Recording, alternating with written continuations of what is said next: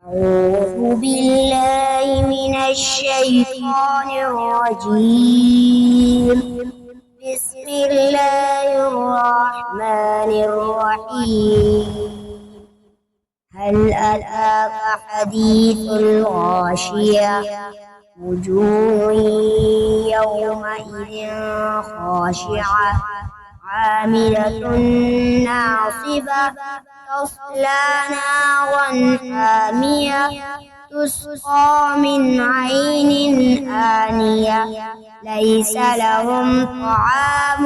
إلا من ضريع لا يسمن ولا يغني من جوع وجوه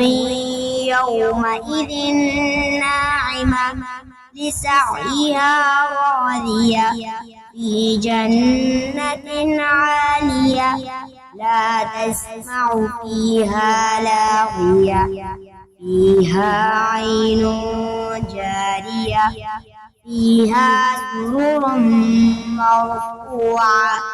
وأكواب موضوعة ونمارق مصفوفة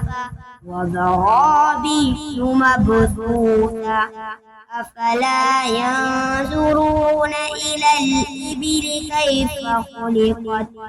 وإلى السماء كيف رفعت وإلى الجبال كيف نصبت وإلى الأرض كيف سطحت فذكر إنما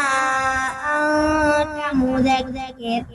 لست عليهم بمسيطر إلا من تولى وكفر فيعذبه الله العذاب الأكبر إن إلينا إيابهم ثم إن علينا حسابهم